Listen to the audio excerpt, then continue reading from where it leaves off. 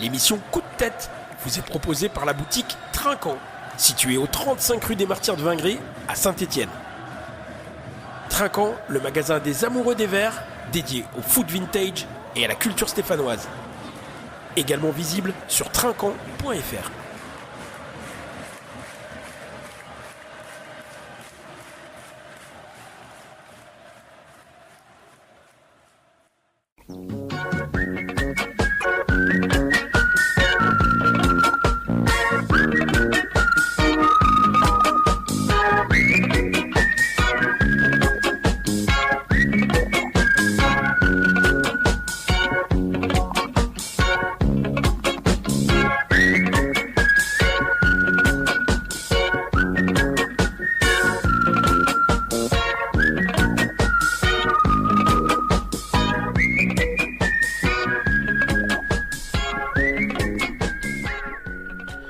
Salut à vous, chers auditeurs, bienvenue dans l'émission Coup de tête, l'émission Rock and Foot qui analyse et décortique l'actualité des Verts. 25e journée de championnat de Ligue de Becté.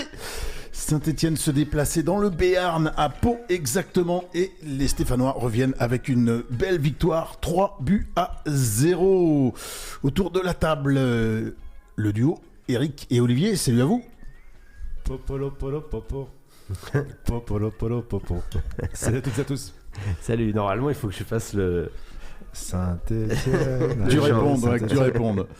Salut à tous, bonne émission à tous. Dans cette émission, on revient bien sûr donc sur cette victoire. On va rester une demi-heure pour analyser cette rencontre. Ensuite, il y aura les verres à moitié vides et à moitié vains, une page alti-ligérienne, une page agenda et entrecoupée bien sûr de morceaux musicaux émanant de la région du Béarn. Et puis on clôturera l'émission avec les coups de cœur et les coups de tête. Bref, 55 minutes de rock and foot sur les ondes de FM 43. Et on commence tout de suite avec le résumé de match du week-end. Vous écoutez l'émission Coup de tête. Voici le match du week-end. Montagnier avait aligné ce 11 suivant, l'Arseneur évidemment dans les buts, Pedro, le Cardinal, Nadé et Hold en défense, devant Kanté, Tardieu, Boaquier, et puis les trois attaquants, Cardona, Davitashvili et Stassin. Dès les premières minutes, la SSE frappe fort, à la 3e minute de jeu. Lucas Stassin ouvre le score et donne l'avantage au Verts sur une projection rapide côté droit. Kanté lance Cardona qui prend le couloir et adresse un centre tendu dans l'axe. Stassin surgit et coupe la trajectoire du pied droit. Pris à défaut, Ravert, l'ancien Stéphanois, ne peut qu'accompagner le ballon du regard. La frappe termine sa course dans le petit filet. Saint-Étienne mène 1-0 à ce moment-là. Pau tente immédiatement de réagir. À la 12e minute de jeu, Sissoko décale Kaloulou, monté très haut dans son couloir gauche et dans un angle fermé, le latéral déclenche une frappe puissante du gauche, mais l'Arseneur veille. Le portier stéphanois repousse en corner et rassure sa défense. La pression paloise s'intensifie à la 22e minute de jeu. Anziani envoie un coup franc dangereux dans la surface et l'ancien Vert, Anthony Briançon, s'élève plus haut que tout le monde et place une tête puissance dans l'axe et l'Arseneur, son pote, réalise alors une parade réflexe décisive pour détourner en corner et préserver l'avantage des Verts. Saint-Étienne n'est pas loin de faire le break à la 33e minute de jeu. Trouvé plein axe par Stassin, Boaquier a le temps d'armer une frappe du droit, mais sa tentative semble bien partie, mais Meda revient in extremis pour contrer et concéder un corner. Juste avant la pause, les Stéphanois se procurent une nouvelle occasion. Dans le temps additionnel, c'est Davitashvili donc tente directement sa chance sur coup franc à environ 25 mètres. Sa frappe puissante oblige Ravert à se coucher rapidement pour repousser le ballon. Le score reste donc 1-0 à la mi-temps au terme d'une première période intense et relativement rythmée. Retour des vestiaires, la SSE continue d'afficher une solidité impressionnante et à la 163e minute de jeu, Pau pense tenir l'égalisation. C'est Versini qui est parfaitement servi sur la droite dans la surface et prend le temps d'ajuster sa frappe du gauche. Et l'attaquant palois semble avoir fait le plus dur, mais un certain Larsonneur surgit encore d'une belle manchette. Et le portier stéphanois réalise un arrêt décisif à bout portant et maintient son équipe devant. Une parade de grande classe qui confirme son excellent match. La réponse des Verts est immédiate. À la 64e minute de jeu, Saint-Etienne frappe fort et fait le break. Dans les derniers mètres, les hommes de Philippe Montagnier combinent avec facilité et précision. Boisquier glisse une offrande parfaite pour Stassin. L'attaquant coupe la trajectoire du pied droit et trompe Ravert sans trembler 2-0. Un doublé pour Stassin et un coup de massue pour Pau qui voit ses espoirs s'envoler en l'espace de quelques secondes. Les Stéphanois ne relâchent pas la pression. À la 76e minute de jeu, Stassin passe tout près du triplé. Lancé en profondeur par Moueffek, il se présente seul face à Ravert, mais l'attaquant tente un subtil piqué du droit et le gardien palois détourne en corner d'une belle intervention. Saint-Etienne maîtrise son sujet et affiche un réalisme froid dans les moments clés. Et les 4 minutes de temps additionnel ne changeront pas l'issue du match. C'est Dufus qui s'offrira un but même.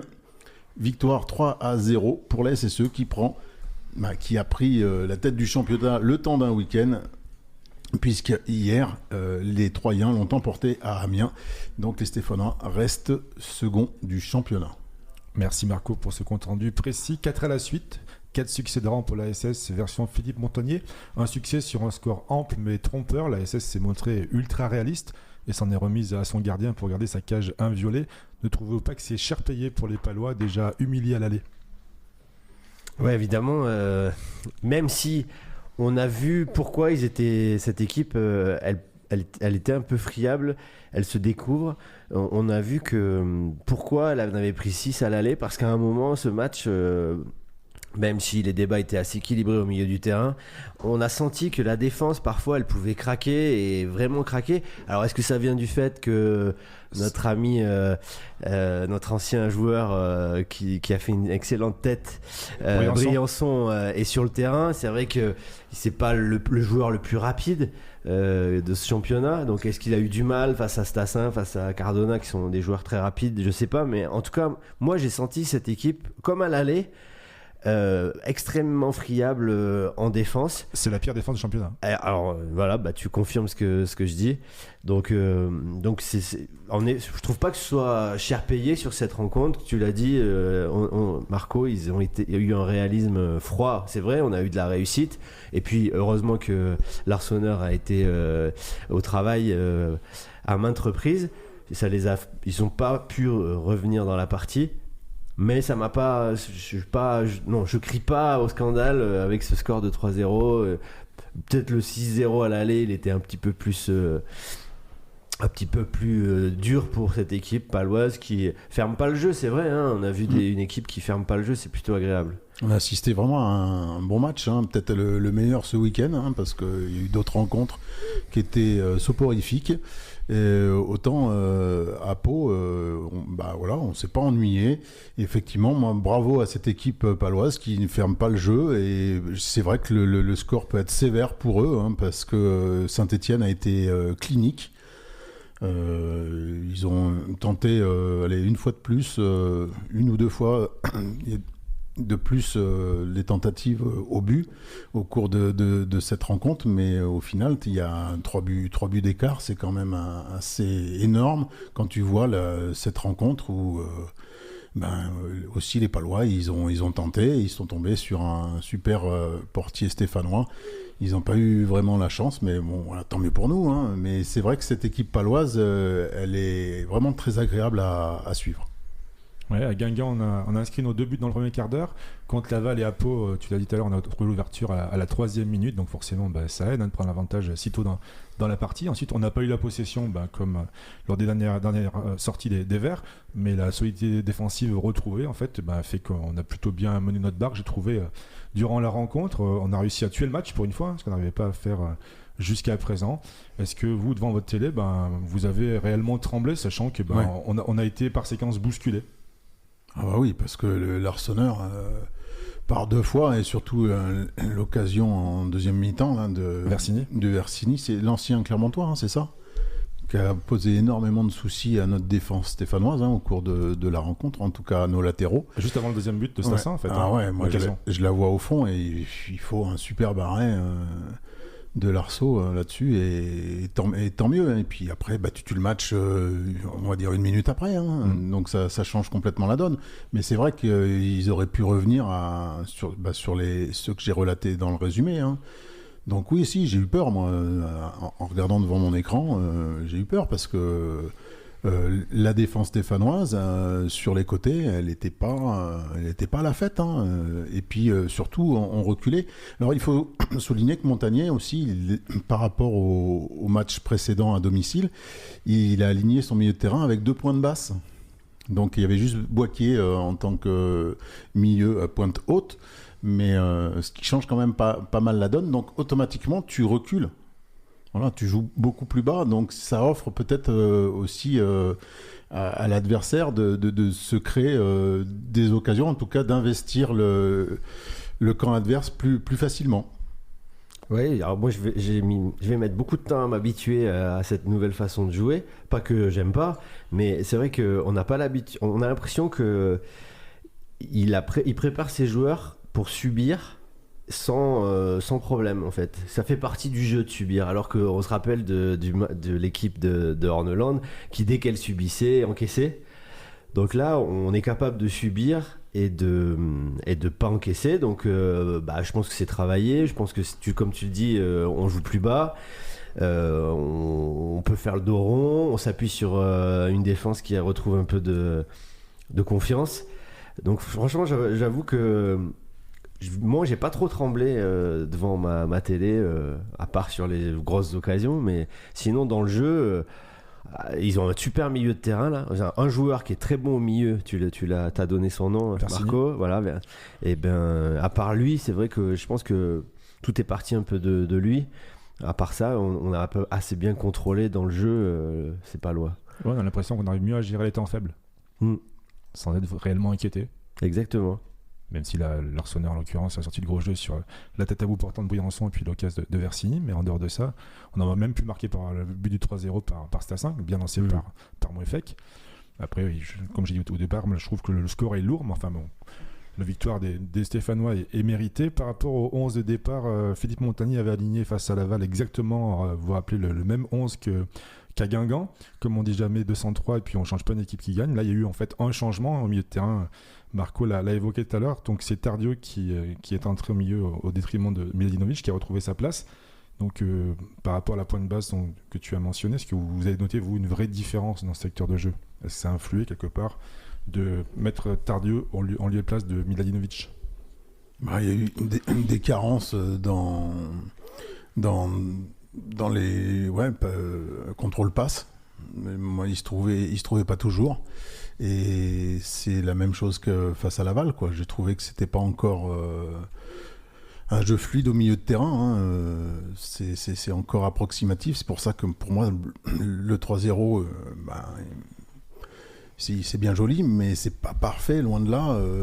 Je trouve qu'ils ont du mal encore à se trouver, nos joueurs, et à être efficaces dans cette gestion de l'espace au milieu de terrain. Voilà, j'ai trouvé pas extraordinaire comme face à Laval, quoi. Il se trouve pas toujours, et tu vois Kanté qui est plutôt pas mal, et puis qui est à l'origine du premier but. Ouais. Bon, je l'ai trouvé en dessous sur cette rencontre-là parce que il y a eu des pertes de ballon, il y a eu des passes à l'adversaire. Tu vois, alors est-ce que c'est le fait de jouer justement avec 2 points de basse et de pas se projeter vers l'avant, je sais pas trop, mais c'est pas encore ça au milieu de terrain, et que ça soit Tardieu qui remplace Miladinovic, je trouve que s'il n'y a pas eu d'amélioration, c'est pas moins bien, c'est pas mieux. Est-ce que ça peut changer avec Jabert qui va bientôt revenir, Olivier? Ouais, je l'avais dit la dernière fois, il va te mettre tout le monde d'accord normalement, Jabert, avec ces qualités-là, avec ce jeu-là, avec le jeu prôné par Montagnier. Moi, j'ai pas eu la même impression que toi. J'ai eu l'impression que c'était Tardieu qui jouait pointe basse et Kanté et Boaké un petit peu plus haut. Mais peut-être je me trompe. Mais c'est vrai que Tardieu, c'est son poste. Il a plus ou moins toujours joué comme ça. Même je me rappelle quand il jouait justement à 3, c'était le poste qu'il occupait. Il est peut-être meilleur dans la transmission, les passes longues. Tout ça, il arrive à trouver des transversales. C'est vrai mais par contre, c'est un joueur qui commence à avoir un peu d'âge, donc c'est un diesel, donc il va mettre quelques temps avant de trouver le rythme. Mais Tardieu, c'est une valeur sûre quand même. Moi, dans les 2 dernières années, c'est le meilleur joueur de cette équipe, pour moi, le plus régulier. et qui, voilà, l'année prochaine, on sait qu'il est en fin de contrat, donc eh bien, il faudra le remplacer. Hein. Bon, c'est vrai qu'en Ligue 1, si on y est, on touche du bois. Bon, c'est peut-être un petit peu trop, la marche sera peut-être un peu haute pour lui. Mais en Ligue 2, c'est un joueur qui pour moi, voilà. D'ailleurs, je comprenais pas trop pourquoi on s'évertuait à mettre un autre joueur que lui en numéro 6. Bon, c'est le poste de Jabert aussi, mais au niveau technique, c'est le meilleur des milieux de terrain. Bon, on enlève Boaké parce que Boaké il est plutôt attaquant, mais tu prends entre même Miladinovic, Kanté, Mouefek, je pense que c'est le meilleur de nos milieux de terrain techniquement. Ouais, voilà, donc j'ai bien aimé le revoir. Après, c'est des profils différents, hein, mais bon. Oui, non, mais je parle de technique pure, de passe, d'orientation du jeu. Après, quand Mouefek rentre en seconde période, tu vois qu'il se projette beaucoup plus vers l'avant et il crée une superbe occasion à Stassin, chose qu'on n'avait pas vue tout au long de la première mi-temps. Qui est pas ça, Olivier? Non, Mouefek, on sent réagir. La dernière fois, tu l'as dit, il était énervé, donc là, il a voulu montrer. Mais bon, voilà, il fait avec ses qualités, mais T'es pas convaincu de son entrée ? En fait, je suis pas convaincu parce que en fait, il crée des brèches, mais si personne le suit, en fait, ça sert à rien. Et en fait, parfois, on perd la balle et ça offre une possibilité. En fait, j'adore ce joueur, mais là, je trouvais qu'il a voulu trop en faire pour montrer, pour reprendre sa place de titulaire. Et j'ai pas. T'as pas aimé sa passe d'ess ? J'ai pas trop aimé son entrée globalement. Après, c'est vrai que il a apporté offensivement. Sur une de ses projections, il donne la balle de but à Stassin. Bah ouais, tout à fait. Tu préfères qu'il donne pas et qu'il la fasse tourner en... Non, mais tout le reste de ce qu'il a fait, à part cette action, tout le reste qu'il a fait, j'ai trouvé qu'il était pas dans le tempo, pas dans le schéma tactique en fait.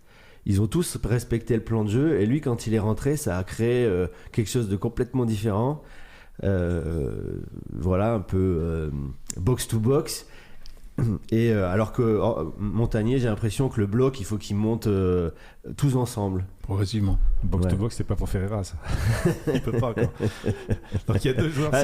Tu devrais la souffler à Montagnier parce qu'il adore les petites blagues sur Ferreira. Donc il y a que deux joueurs qui sont entrés en jeu. Donc Mouefek, on vient d'en parler, et puis Dufus, hein, qui après avoir marqué en réserve dimanche dernier contre Fer, a récidivé au niveau supérieur. Donc les deux buteurs, on les a vus, étaient radieux à la sortie du match. Ça peut s'entendre, surtout pour Stassin qui avait besoin de retrouver le chemin des buts après 5 mois de disette. C'est énorme pour un attaquant. Puisque je parle de buts, les buts que tu as mentionnés, Marco, ils viennent d'actions construites. Hein. Le deuxième, c'est une merveille de jeu collectif, franchement, entre les attaquants. Toi, Marco, qui réclamait des centres. Exactement, il faut savoir que 3 buts. sous l'ère Orneland, on était l'équipe de Ligue 2 qui centrait le moins. Même les corners, on les tire à 2. Et là, cette fois, les centres, ils ont été plus que concluants. Moi, j'ai rien quand tu me regardes, j'ai rien contre les centres. Mais les centres en retrait, comme celui pour Stassin, ça, c'est une action de but. Le deuxième, je veux dire. Donc, je parlais des centres un petit peu, voilà, dans la zone, on va dire. Pour mettre une tête éventuellement, c'est là où je disais que pour les défenseurs c'était trop facile et surtout que ça offrait une balle de contre pour l'équipe adverse et toi t'es pas en place. Donc je comprends très bien que les entraîneurs de la nouvelle génération détestent ça, surtout pour ce qui se passe après le centre, dans ton dos et pour l'action qui va se dérouler après. Là j'ai du mal à suivre parce qu'un centre te crée automatiquement une occasion de but, donc il faut bien y tenter. Puis on l'a bien vu ce week-end. Voilà, si tu fais la différence quand Cardona au bout de 3 minutes de jeu, il arrive à aller sur son côté, qu'est-ce que tu veux qu'il fasse ? Il va pas attendre comme il le faisait avant, donc tu es obligé de centrer, c'est évident. Un centre, je veux dire, à ras de terre pour un non, mais quel que soit le centre, tu es bien obligé, mais... c'est tellement évident. Ouais, voilà, j'ai essayé d'expliquer pourquoi je trouvais que les centres dans la zone en hauteur, c'était vraiment pas.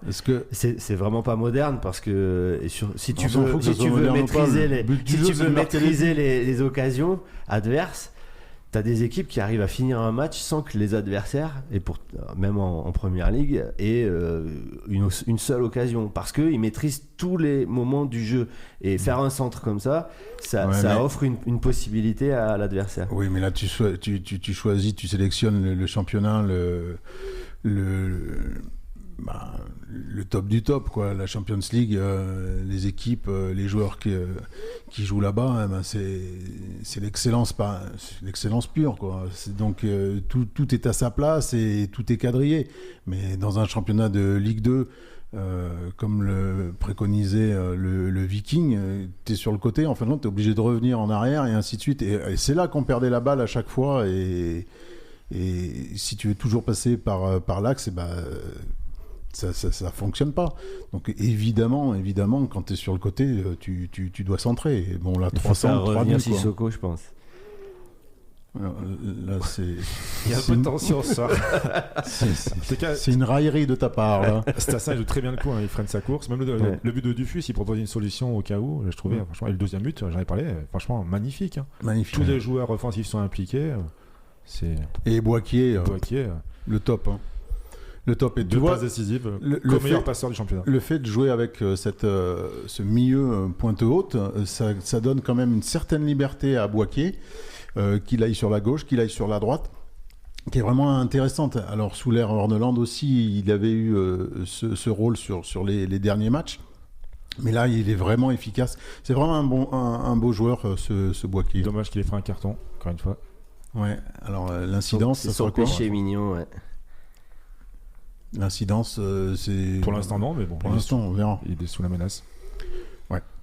Bon, on va faire une première pause musicale avec un groupe originaire du Béarn. J'ai trouvé The Magnetics. Alors, ils sont nés à Pau. Ils ont fait leurs études sur le côté de Bordeaux. Puis actuellement, je crois qu'ils sont parisiens. Ils sont sur le label Bombard Records. Je vais vous passer le titre Drogue électrique. C'est un duo, c'est un couple. C'est un couple, ils sont deux, mais ils font du bruit et ça me plaît. C'est Magnetics avec le titre Drogue électrique.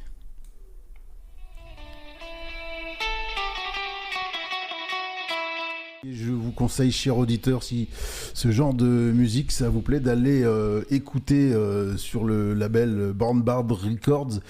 C'est un groupe qui a joué dans le monde entier. Hein. Ils ont fait des tournées partout en Europe, partout aux États-Unis.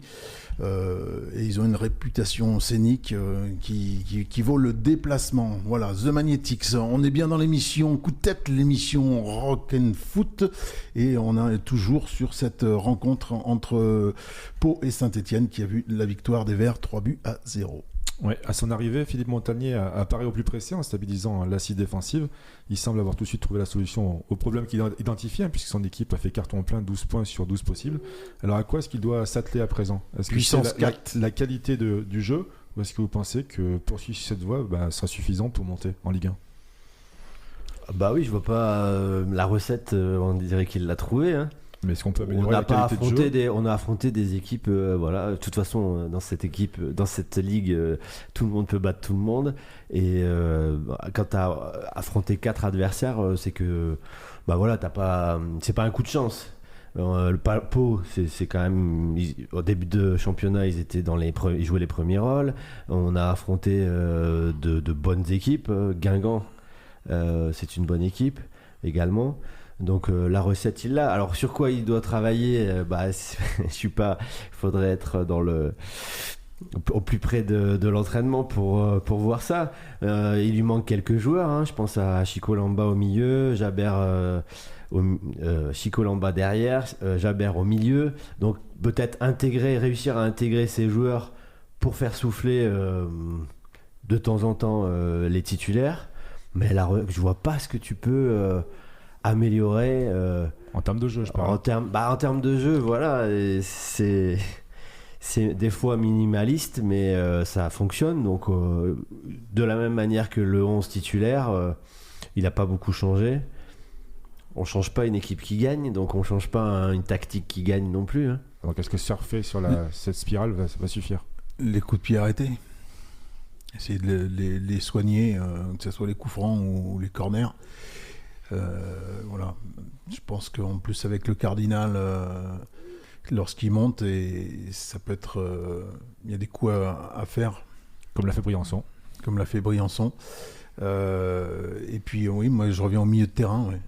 au milieu de terrain, essayer d'améliorer ça et peut-être jouer avec les pistons. Hein. On a vu Hold qui montait sur son côté gauche, hein. Notamment il participe au deuxième but stéphanois. Hein. C'est David Tachvili qui décale sur la gauche et après ça revient dans l'axe et après ça se décale sur la droite vers Boaké qui centre sur Stassin. Donc aussi que les pistons puissent fluidifier le jeu du milieu de terrain, ça pourrait être pas mal. Ouais, David Tachvili qui joue assez rapproché hein, de Ben Hold. Hein. Ouais. Par rapport à ce qu'on pouvait dire en début de saison. Là, il est même des fois parfois trop collectif à la limite. Mais bon, il donne un sacré coup de main défensif. Donc ça tombe bien puisque Hold en a besoin, c'est pas un spécialiste du poste. On termine comme à l'accoutumée par les verres à moitié vides et à moitié pleins. Est-ce qu'il y a des joueurs qui vous ont un petit peu moins séduit samedi ?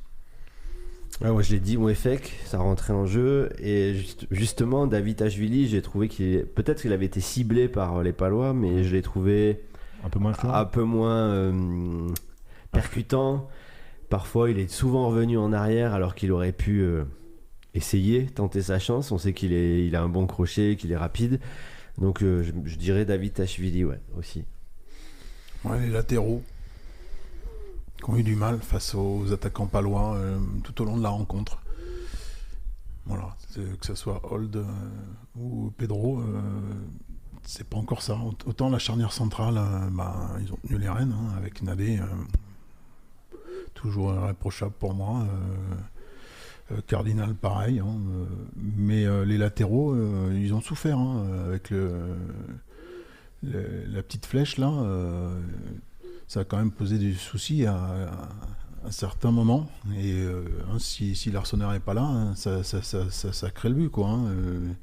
Il est où Hold hein, quand ce Palois il est servi, on peut se demander hein. Et puis la première occasion paloise dont j'ai parlé dans le résumé quoi. Pedro il est pas là hein. Alors c'est un angle fermé hein, mais c'est encore l'Arseneur, la frappe était cadrée hein. Donc les latéraux pour moi pour les verres à moitié vides. Et en dehors de son centre décisif, la prestation de Cardona vous a plu ou un petit peu en dedans? Ouais, c'est vrai qu'il a fait un super match, pas le précédent, mais celui d'avant. À Guingamp, voilà. Tu nous as expliqué qu'il avait du mal à dormir. Non, mais bon, oui, je trouve moins... Des fois, il y a des sautes de concentration. Et surtout dans ses tâches défensives, on l'a déjà dit, il n'arrive pas trop à être suffisamment agressif, à trouver le bon mouvement du corps, le bon placement du corps pour empêcher l'adversaire. Donc voilà. Après, s'il fait une passe décisive par match, on prend. Oui, bien sûr. Au niveau des verres à moitié pleins, sans surprise, vous allez me citer ceux qui occupent les deux extrémités du terrain. Donc l'Arsenal qui a été décisif à 2 reprises et Stassin auteur d'un doublé qui récompense ses dernières prestations et qui va sûrement booster sa confiance. Ouais, tu peux rajouter Boaké. Hein. Boaké, pour moi c'est décisive. Boaké et l'Arseneur qui ont été énormes. On va voir si Stassin, la théorie du ketchup fonctionne. Ouais, c'est ça. Mais au prochain match. Mais Boaké, oui, donc tu dis co-meilleur passeur de Ligue 2, donc ça n'est pas rien. Tu m'as dit que je parlais plus trop de Sorare. Sur Sorare, j'ai sa carte de milieu de terrain. Il a une carte de milieu de terrain, donc a priori, quand il jouait en Autriche, il était aussi milieu de terrain. Donc peut-être il va rester et il va faire la fin de saison au milieu de terrain. Il est redescendu milieu de terrain. Ouais, tout à fait. Avec Montagnier. Ouais. Et surtout parce qu'on a 3 titulaires depuis 2 ans hein, qui sont là et qui s'entendent bien, ça marque des buts. Au niveau de l'attaque, on ne doit pas être loin d'être la meilleure attaque. On est la meilleure attaque de ce championnat.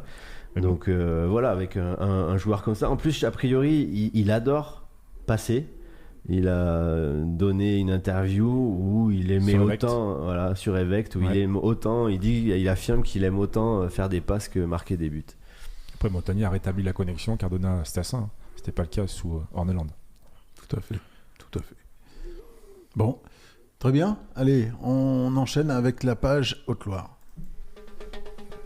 Vous écoutez l'émission Coup de tête. Tout de suite, voici la page Haute-Loire. Après 3 matchs sans succès, mais 2 bons nuls face à Orléans et Rouen, le Puy-Foot, donc national, voulait voir ses efforts payés face à Saint-Brieuc ce vendredi. Saint-Brieuc, la lanterne rouge. Rodriguez, l'attaquant prêté par Bastia, a frappé de peu à côté à la 7e minute, puis dans la foulée buté sur un défenseur à l'issue d'un très bel enchaînement dans la surface. Ce joueur se muait aussi en passeur pour lancer Adélaïde à la 22e minute de jeu sur un 1-2, mais son compère de l'attaque butait sur Lostis, un ancien de la maison. Si elle est blanche, donc du côté du Puy. Ouais, Lostis, on l'a vu jouer il y a quelques années avec le maillot du Puy. Cette rencontre basculait finalement à la 23e minute de jeu sur un violent choc tête contre tête entre le Velave Edson Sédou et le Breton Émeric Gomis à la suite d'un corner.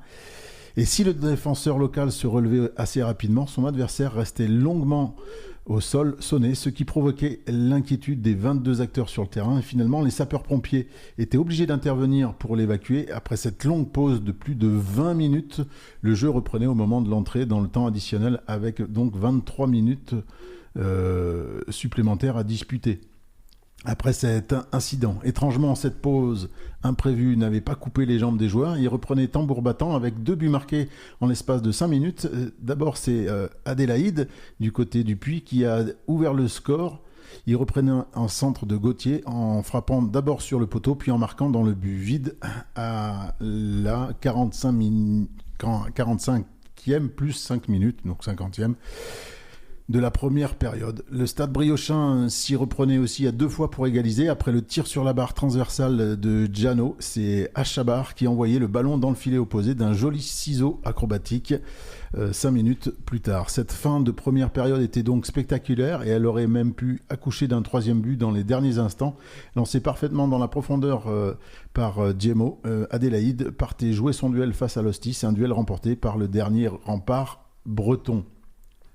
En seconde période, les locaux étaient plus près de concéder un 2e but que prendre les devants. Malgré du mieux dans le jeu et l'expulsion de Diaby à la 69e minute de jeu, les ciels et blancs continuaient à se faire peur. À la 73e minute de jeu, Carvalho était notamment tout heureux de se retrouver sur la trajectoire d'une frappe surpuissante de Fati. Et pour terminer plus fort en supériorité numérique, Stéphane Dieff jouait son va-tout. En fin de partie, il faisait entrer Debold en position de piston droit et Gromat au milieu. Et les 2 entrants avaient chacun une belle opportunité de faire trembler les filets autour de la 85e minute de jeu. Mais ils ne parvenaient pas à cadrer et le score en restait là, 1 but partout. Les Velaves devaient donc se contenter d'un petit point qui ne fait pas vraiment leurs affaires. Voilà, c'est un match un peu spécial que j'ai suivi la première mi-temps. Ce fut très très long, mais très agréable à regarder. Vraiment, ça allait d'un but à l'autre au cours jusqu'à cet incident. C'était vraiment très intéressant à regarder. Après, j'ai décroché. Voilà, pour À noter que Gauthier a retrouvé une place de titulaire. Tout à fait, un très très très bon joueur, l'ancien joueur de Saint-Étienne, qui apporte énormément devant. Donc c'était une très bonne chose pour le Puy-Foot. Les résultats de Régional 1, justement la réserve du Puy se déplaçait sur le terrain de l'USSL et l'a emporté 3-0. Monistrol recevait Rion et Monistrol s'est incliné 2-1 face au Puy-d'Aumois de Rion. Le leader Espali l'a emporté 1-0 face à Molusson et Grand Ouest l'a emporté face à Blavozy. Régional 2. La réserve d'Aurillac se déplaçait à Brive-Sauveter et Brive l'a emporté 3-1. La réserve de Blavozy se déplaçait donc à Rion et ils se sont inclinés 3-2. Même score, cette fois-ci pour Brioude, 3-2 sur le terrain de Châtel-Guyon. Voilà pour les résultats de l'Alti Ligérie. On va enchaîner avec un 2e titre musical émanant du Béarn. Et ça fait 2 ans et demi que je vous passe toujours le même groupe, mais ça vaut le coup. Il a sorti un 2e album, ça date il y a un peu plus de 6 mois. C'est un très bel album. Ce groupe, c'est l'Envoûtante, c'est aussi un duo. Et je vais vous passer le bouche à oreille. Voilà. Bouche à oreille de l'Envoûtante. C'est parti.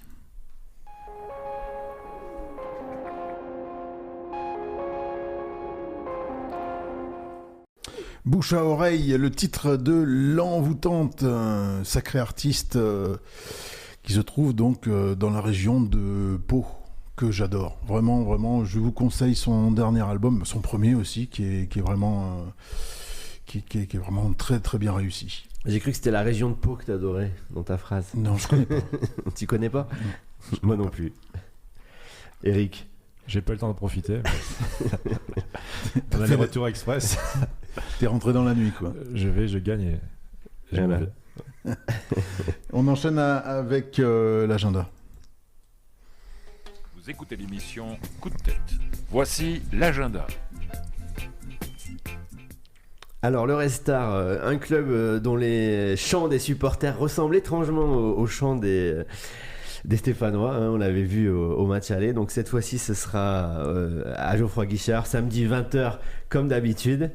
Alors que le Red Star est 5e au classement, mais premier à l'extérieur. Donc sachez-le, ils n'ont encaissé que 9 buts. C'est évidemment un record pour ce championnat de Ligue 2. Donc première équipe à l'extérieur. Alors on connaît des joueurs qui évoluent au Red Star parce que ils sont souvent excellents. On connaît Gaëtan Poussin au gardien, l'ancien portier bordelais. En défense, si je vous dis Bradley Danger, vous pensez à un bon joueur, un bon défenseur. Pierre Lemonnier aussi, il a fait les beaux jours de Guingamp, ce sont d'excellents défenseurs. Au milieu, alors je suis fan totalement de Giovanni Hag, l'ancien joueur de Rodez qui avait fait un début de saison en Bundesliga 2 et puis qui est revenu en France. Il est excellent dans son poste de régista, de numéro 6. Et puis devant, on s'en était rendu compte au match aller, des joueurs très rapides sur les côtés, d'où la réussite de l'équipe à l'extérieur. Voilà, il leur manque peut-être un avant-centre, un bon avant-centre, mais on comprend mieux pourquoi c'est la meilleure équipe à l'extérieur. Donc, Il y a du Rivaux aussi qui était fort à Saint-Etienne, ouais, exactement. défenseur. Exactement. Puis il y a le Clermontois aussi, l'ancien Clermontois, qui joue au milieu de terrain, là, le numéro 10. Là. Je sais plus son nom. Ah oui, Ah, exact. Très bon joueur également, l'ancien Clermontois. qui avait été signalé hors jeu au match aller sur le penalty, arrêté par très, Arsenal. très bon joueur technique et tout. Donc il y a de quoi se méfier, hein, rien en regardant leur rendement à l'extérieur. Alors c'est vrai que c'est un match charnière, hein, parce que c'est un match contre ils font partie du top 5 de cette Ligue 2. Donc c'est un match charnière. Jusqu'à présent, on a affronté les 4 équipes qu'on vient de battre. Ce n'étaient pas des équipes de très haut tableau. Là, on affronte donc le Red Star à domicile. On va voir après jusqu'où peut s'arrêter cette équipe. J'ai l'impression qu'ils ne sont pas fixés de limite. Et si ça se passe bien, en cas de victoire, hein, je touche du bois, on peut créer on peut commencer à créer une petite marge par rapport aux équipes poursuivantes, qui calent un petit peu en ce moment. Il y a un mois, le Red Star est perdu 3-0 à domicile contre Pau. Qui en vient d'en mettre 3. Donc oui, c'est un match effectivement contre un adversaire qui joue les premiers rôles. Après, le match aller, on l'a un petit peu en travers de la gorge. Le match 2-1, défaite 2-1 à Bauer. Et puis, c'est un match où il va y avoir beaucoup de monde, hein, qui est attendu. Il y a plus de 31 000 billets qui ont été vendus également pour y battre le record d'affluence qui date de cet été face à Grenoble. Et l'arbitre, c'est l'ancien joueur, monsieur Angoula, qui avait arbitré les Verts à Boulogne. Et qui a arbitré aussi un Nice-Saint-Etienne en Coupe de France au mois de décembre, c'est ça, hein? Ouais, mais le match du Red Star ce week-end, qu'est-ce que c'était pénible à regarder. Voire soporifique, hein, je parlais des matchs soporifiques face au Mans.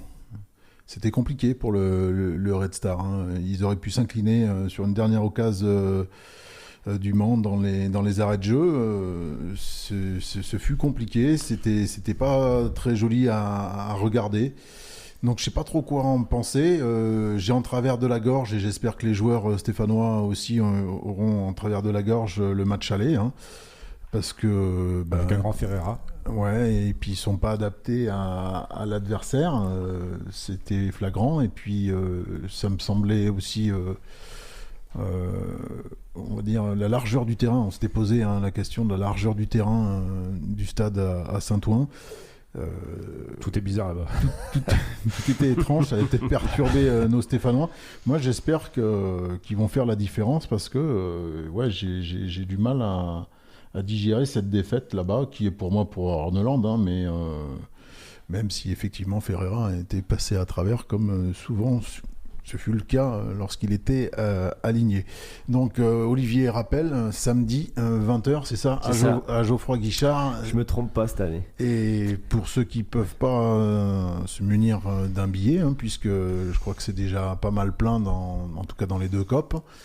Et puis oui, tu l'as dit, 31 000 spectateurs attendus. Ça sera diffusé. Déjà vendu. Déjà vendu. 31 000 billets déjà vendus. Ouais, donc ça sera sur beIN Sport à 20h. Ok. Allez, on a fait le tour. Avec les deux copes, ce qui est surprenant, et c'est une très bonne chose parce qu'on avait bien peur, nous, dans le COP Sud. Carrément, et je suis assez surpris. Moi aussi. On va voir, c'est normalement demain que se décide l'avenir du COP Sud, notamment là où on est avec Eric. Ouais. Allez, on enchaîne avec les coups de cœur.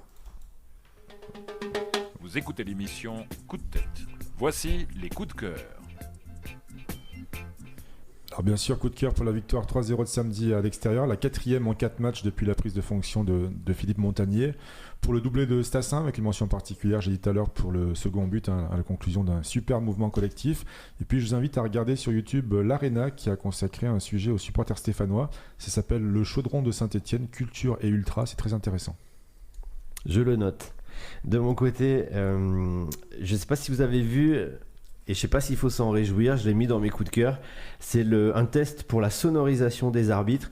Alors souvent, si c'est bien fait, je trouve que ça amène quelque chose en plus. Suite à la VAR, hein, bien sûr, on ne va pas sonoriser tout le match, mais suite à la VAR, une petite communication qui permet de savoir ce que l'arbitre, pourquoi l'arbitre prend la décision. Je trouve que c'est pas mal pour le public qui est dans le stade souvent, parce que devant ta télé parfois, bon, t'as les mêmes images, mais dans le stade, je trouve que c'est un plus. Il va y avoir un test cette année pour la Ligue 1 l'année prochaine, et puis pour la Coupe du Monde, ils ont décidé de faire la chasse au temps mort. C'est mon coup de tête. Beaucoup de temps. Alors, il y a quoi dans cette... on va voir si j'arrive à te faire changer d'avis. Il y a quoi dans cette décision ? Il va y avoir donc un décompte qui va être fait pour les remises en touche, pour les sorties de 5 secondes. Il va y avoir 10 secondes pour qu'un joueur sorte du terrain. Et les blessures, ce sera immédiatement 1 minute à l'extérieur du terrain, quoi qu'il arrive. Donc Tolisso va mettre un terme à sa carrière là. C'est un peu ça. Ouais, c'est l'IFAB, l'instance, l'International Football Association Board. Ok, pour les coups de cœur, moi, c'est réclamé par des auditeurs, donc je vais vous sortir les buts du week-end. Le but de Conceição pour la Juventus qui nettoie la lucarne. C'était face à l'AS Rome ce week-end. Très beau but de Conceição. Un but aussi de venu de nulle part, un but de Cagliari qu'on avait affronté cet été. Eric y était, un but de Cagliari de Foloruncho, la frappe lourde et flottante et qui est frappée de plus de 30 mètres mais long de la touche, comme un certain Payet, je ne sais pas si tu te souviens Eric, face à Bordeaux, je crois que c'était ça, il y a 15 ans. Ah oui. C'est ça, il y a 15 ans. Et le même but, mais magnifique, une frappe flottante là, qui va se loger en dessous de la transversale. Et le dernier but, c'est le but d'Oscar Gilles dans le championnat belge pour Louviers face à Anderlecht. Un très joli but, je vous le conseille, cher auditeur. Ce que j'ai aimé aussi, c'est les supporters de Brøndby.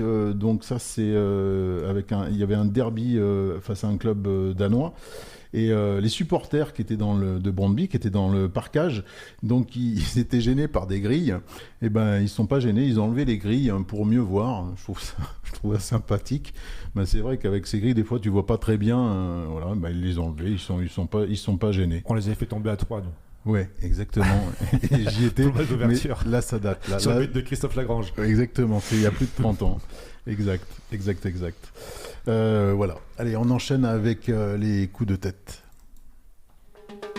Vous écoutez l'émission Coup de tête. Voici les coups de tête. Marco nous a fait la rubrique but étranger comme à l'époque de Stade 2 pour Oui, les c'est vieux de vrai. la vieille comme C'est nous. vrai. Ou l'équipe du dimanche, tu sais. Alors mon coup de On tête, passe à la Serie A avec Marco et mon coup de tête, on l'avait déjà évoqué en fin d'émission la semaine dernière. Donc pour la tunique portée samedi à Pau par l'ASS, après le maillot kaki, on a eu droit à un maillot fluo. Hein. On a déjà eu un aperçu lors de la saison 2007-2008.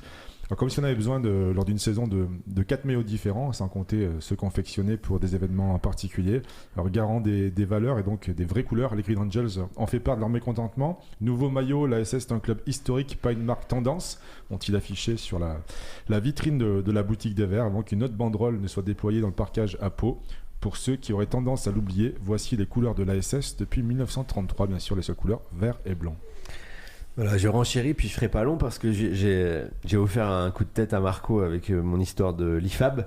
Donc, je te rejoins. Un coup de tête à Marco, c'est Materazzi, ça.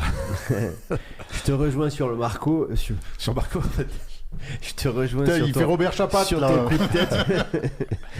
Je te rejoins sur ton coup de tête Tu sais par qu'il rapport va l'arrêter téléfoot en plus. à ces maillots. Bon, je sais pas si on pourra faire quelque chose, mais si les ultras servent à quelque chose, à maintenir l'identité, on imagine mal. On imagine mal.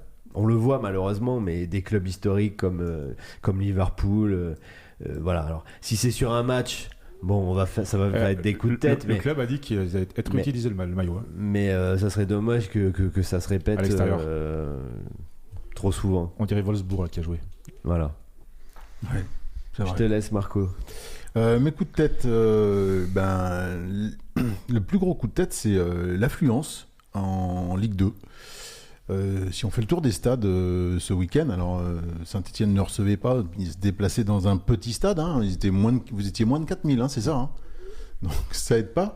Et il faut savoir que la moyenne, elle est ridicule. La moyenne, elle est autour de 5000 spectateurs. Et quand tu vois le match de Grenoble, à Grenoble, ils étaient même pas 3000. Une ville comme Grenoble, la plus forte affluence, c'est Bastia, qui a dépassé 10 000 spectateurs. Mais je trouve ça alarmant. T'imagines l'an prochain quand on sera en Ligue 1 Ouais. L'affluence de Ligue 2, ça va être encore pire. Oui. Mais voilà, et c'est vrai qu'il y a des équipes comme Bastia, comme Le Mans, qui arrivent un petit peu à dépasser, heureusement, les 10 000 spectateurs. Mais sinon, moi, je trouve ça triste, quoi. Quand tu regardes les résumés, tu vois des tribunes vides. Alors, c'est sûr en faisant jouer aussi certains matchs le lundi, hein, comme Amiens 3 la veille, ça aide pas. Hein. Je crois qu'Amiens, ils étaient autour de 6000 spectateurs. Mais bon, voilà, ça, c'est un gros coup de tête. Un deuxième, c'est toujours triste, mais lors du Super Classico au Chili, entre Colo-Colo et l'Universidad, il y a eu des affrontements meurtriers. Ça a donné quand même un mort et un blessé. Non, là, c'est relativement triste. Et oui, je voulais revenir sur l'IFAB, les mesures qui vont être prises concernant les touches, les 6 mètres et les simulations de blessures seront mises en œuvre à partir de la Coupe du Monde 2026. Voilà, même si ça part peut-être d'un bon principe de dynamiser le rythme des matchs et limiter le gain de temps. Je ne sais pas comment l'arbitre va faire pour gérer tout ça. C'est pas toujours évident, mais tu vois, si tu mets trop de temps à dégager un 6 mètres, ça peut donner un corner à l'adversaire, quoi. Donc voilà, alors il y a un décompte, normalement, l'arbitre mentionnera avec sa main 5, 4, 3, 2, 1, quoi.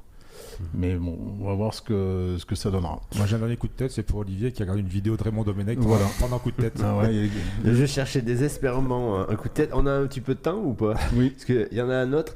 Je sais pas si vous avez vu, mais en Angleterre, il y a tellement d'intensité dans les matchs que même Arnaud Slot, là, l'entraîneur de Liverpool, s'en est plaint. C'est-à-dire que tu vois plus de jeu. Les joueurs sont tellement intenses dans le pressing qu'en fait, on n'arrive plus à se faire 4 passes à la suite. Et du coup, ça donne des matchs hyper physiques, hyper intenses. mais on se plaint que les petits gabarits en France n'ont pas la place. Mais alors en Angleterre, je t'explique même pas.